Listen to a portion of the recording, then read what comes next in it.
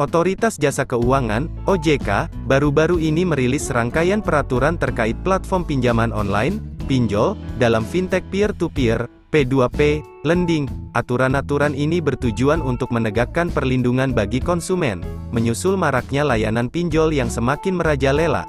Salah satu kebijakan yang diterbitkan adalah Surat Edaran OJK Nomor 19 Tahun 2023 tentang penyelenggaraan layanan pendanaan bersama berbasis teknologi informasi, LPBBTI, yang resmi dikeluarkan pada tanggal 10 November tahun 2023. Langkah ini dilakukan untuk mengatur lebih lanjut proses layanan pinjaman secara online. Aturan baru dari OJK untuk bisnis pinjol yang akan diberlakukan mulai 2024 mencakup beberapa poin penting. 1. Penurunan bunga dan biaya lain. Pemerintah telah menetapkan aturan terkait besaran bunga pada pinjaman online. Aturan ini tercantum dalam Peta Jalan Pengembangan dan Penguatan Layanan Pendanaan Bersama Berbasis Teknologi Informasi LPBBTI, serta Surat Edaran SE-OJK 19 SE-OJK 06/2023. Menurut SE-OJK terbaru, besaran bunga pada peer-to-peer lending P2P akan diatur oleh OJK. Otoritas akan membatasi bunga pinjol menjadi antara 0,1% hingga 0,3% per hari.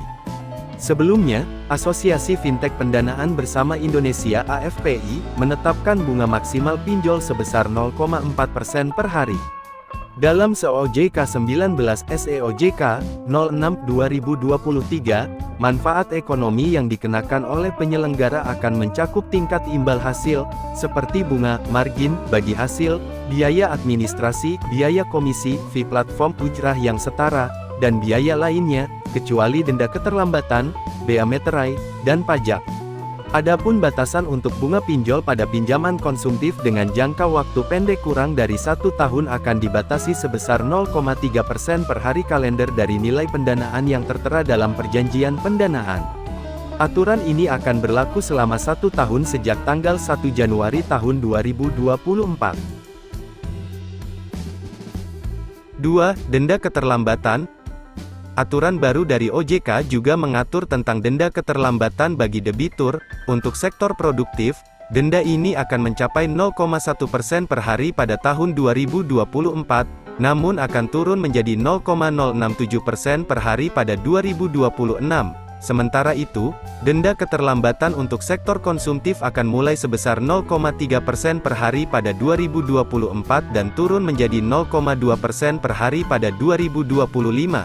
Lalu, pada tahun 2026, denda keterlambatan untuk sektor konsumtif kembali turun menjadi 0,1% per hari.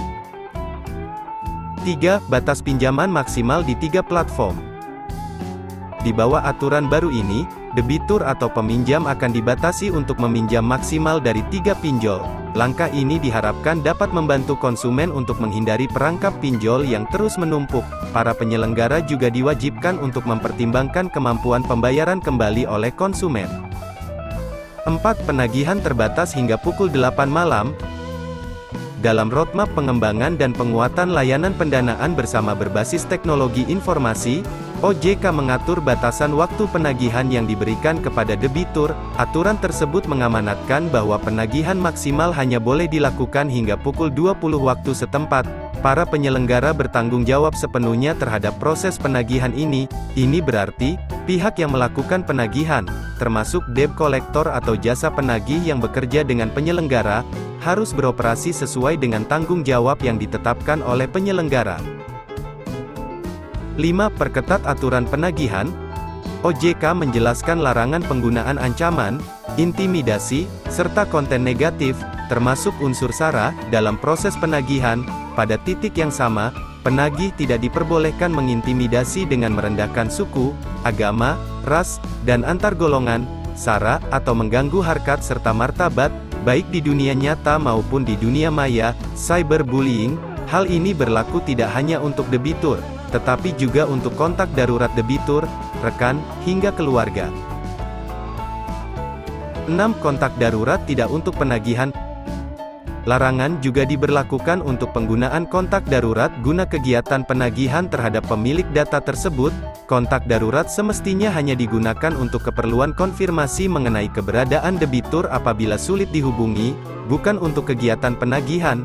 Sebelum mencantumkan kontak darurat, platform P2P Lending harus melalui tahap konfirmasi dan mendapatkan persetujuan langsung dari pemilik data kontak darurat.